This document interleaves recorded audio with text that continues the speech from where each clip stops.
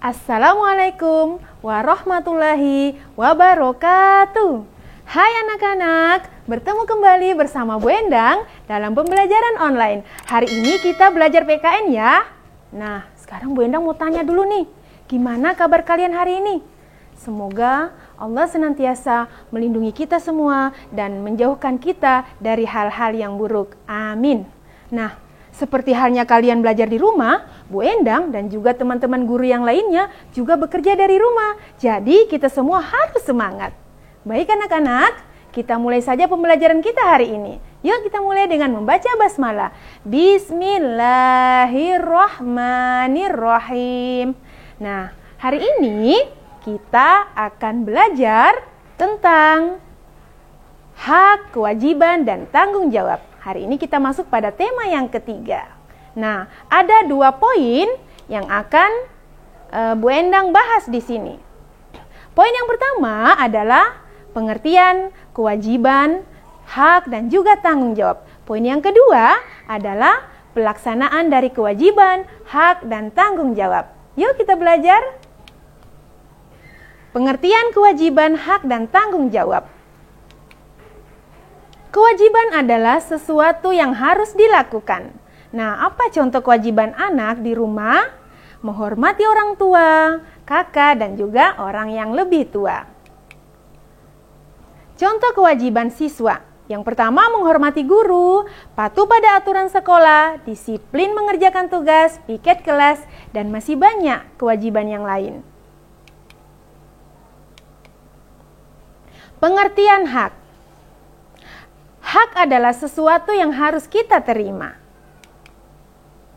Setiap manusia memiliki dasar yang disebut hak asasi manusia. Apa contohnya? Yang pertama, memperoleh kasih sayang. Yang kedua, memperoleh perlindungan. Contoh hak sebagai warga negara. Yang pertama, hak memeluk agama, hak mendapatkan pendidikan, dan hak mendapatkan pengajaran dari guru dan juga orang tua. Pengertian tanggung jawab. Tanggung jawab adalah kesadaran seseorang melaksanakan sesuatu dan bersedia menanggung akibat perbuatan tersebut. Tanggung jawab manusia itu ada beberapa poin. Yang pertama, tanggung jawab kepada Tuhan, tanggung jawab kepada diri sendiri, kepada keluarga, kepada masyarakat, dan juga tanggung jawab terhadap negara. Poin yang kedua, pelaksanaan kewajiban hak dan tanggung jawab sebagai warga negara. Apa saja contohnya? Simak yuk. Nah, contoh yang pertama adalah menaati peraturan. Apa saja contohnya? Jadi, sebagai warga negara yang baik, kita patut untuk menaati peraturan. Salah satu contohnya adalah menaati peraturan lalu lintas. Seperti halnya memakai helm, kemudian menyeberang di zebra cross, membawa surat-surat kendaraan, dan lain sebagainya. Contoh yang kedua adalah melaksanakan upacara bendera, seperti yang biasa kalian laksanakan setiap hari Senin di sekolah. Semoga masa-masa pandemi ini cepat berlalu dan kita bisa melaksanakan upacara seperti biasanya. Nah, apa tujuan dari pelaksanaan upacara bendera? Tujuannya adalah untuk memupuk rasa nasionalisme dan rasa patriotisme. Nah, nasionalisme berarti rasa cinta tanah air dan patriotisme adalah sikap kepahlawanan. Nah, contoh yang ketiga adalah wajib belajar. Wajib belajar itu diatur dalam Undang-Undang Dasar 1945 Pasal 31 Ayat 2 yang bunyinya adalah setiap warga negara wajib mengikuti pendidikan dan pemerintah wajib untuk membiayainya. Kemudian juga diatur dalam Undang-Undang Nomor 20 Tahun 2003 tentang Sistem Pendidikan Nasional. Nah, untuk wajib belajar pemerintah mencanangkan 9 tahun. Untuk SD dimulai dari 7 sampai dengan 12 tahun dan SMP dimulai dari 12 sampai 15 tahun. Contoh yang keempat, bela negara dengan cara mengharumkan nama bangsa. Jadi anak-anak, Untuk mengharumkan nama bangsa atau bela negara tidak harus angkat senjata, tidak harus untuk berperang, tetapi dengan mengharumkan nama bangsa di kancah internasional itu juga merupakan contoh bela negara. Seperti halnya memenangkan pertandingan bola di kancah internasional, kemudian mengikuti olimpiade-olimpiade, kemudian membawa kemenangan, itu juga merupakan contoh bela negara. Nah, apa pengertian dari bela negara? Bela negara adalah upaya pertahanan dalam menghadapi ancaman negara. Nah, apa tujuan dari anak-anak semua belajar mengenyam pendidikan? Agar supaya anak-anak bisa menjadi generasi yang cerdas, yang bisa membawa negara kita menjadi negara yang maju, yang bisa sejajar dengan negara-negara maju lainnya. Oke, baik anak-anak, kita masuk pada poin yang kedua, yaitu pelaksanaan hak warga negara. Yang pertama adalah menganut dan beribadah sesuai agama masing-masing.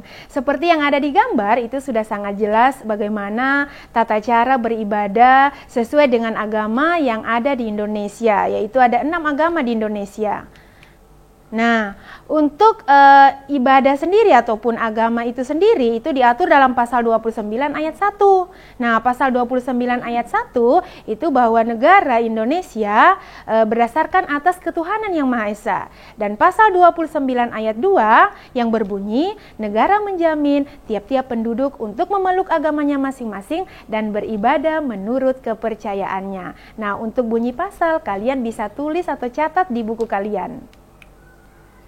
Nah, saling menghargai dan bertoleransi antar umat beragama akan menciptakan keharmonisan. Jadi keharmonisan akan tercipta jika antar umat beragama itu saling bertoleransi. Nah, pelaksanaan hak warga negara yang kedua adalah mendapatkan pendidikan. Sebagaimana yang diatur dalam pasal 31 ayat 1, setiap warga negara berhak mendapatkan pendidikan. Nah, siswa itu di sekolah memiliki banyak hak. Nah, Bu Endang sebutkan 3 saja di sini. Yang pertama itu adalah mendapatkan ilmu. Yang kedua adalah mendapatkan nilai, yang nantinya nilai-nilai ini akan dimasukkan ke nilai raport kalian. Mulai dari nilai harian, kemudian nilai ulangan, dan juga nilai semester. Nah, hak siswa di sekolah yang ketiga adalah menggunakan fasilitas sekolah. Seperti apa contohnya? Misalnya penggunaan lab komputer, kemudian penggunaan perpustakaan, penggunaan toilet, dan sebagainya. Pelaksanaan hak warga negara yang ketiga adalah mendapatkan perlindungan. Nah, di sini ada gambar KPAI. Apa itu KPAI? KPAI itu adalah Komisi Perlindungan Anak Indonesia. Itu merupakan singkatannya ya, KPAI. Nah, anak-anak Indonesia mendapatkan perlindungan khusus yang diatur dalam Undang-Undang Nomor 23 Tahun 2002. KPAI ini dibentuk dengan tujuan untuk melindungi anak-anak Indonesia dari tindak kekerasan sehingga hak-hak mereka bisa terjamin secara hukum. Seperti itu ya anak-anak ya. Kemudian pelaksanaan hak warga negara yang keempat, mendapatkan kedudukan yang sama di dalam hukum. Nah, hak persamaan hukum diatur dalam pasal 27 ayat 1 dengan bunyi, segala warga negara bersamaan kedudukannya di dalam hukum dan pemerintahan dan wajib menjunjung hukum dan pemerintahan itu dengan tidak ada kecualinya. Baik anak-anak, demikian materi tema 3 hari ini. Semoga kalian bisa memahami dan mempelajari kembali di rumah. Dan tentunya kalian bisa mengaplikasikannya di dalam kehidupan sehari-hari. Nah, pesan Bu Endang, tetap semangat di rumah, tetap semangat belajar, dan juga semangat beribadah. Nah, jangan lupa video ini di-like, di-komen, di-share, dan juga di-subscribe. Terima kasih atas perhatiannya. Sampai bertemu di video selanjutnya. Wassalamualaikum warahmatullahi wabarakatuh.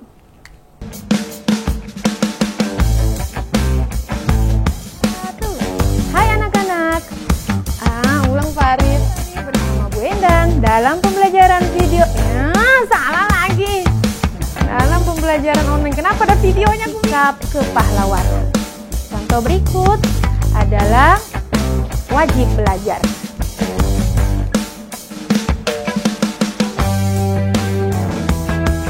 Setiap warga negara wajib mengikuti pendidikan dasar dan pemerintah wajib membiayainya. Sebentar Baris. Pelaksanaan harga warga. Ya Allah, salah. Jemputan. Jangan lupa bahagia. Oke. Apa lagi Pak? Dulu. Ya. Dan ikuti protokol kesehatan. Dan ulang lagi Faris. Baik anak-anak, demikian materi tema 3 hari ini. Baik anak-anak, demikian materi tema 3 hari ini. Lupa. Demikian materi hari ini. Semoga udah bisa.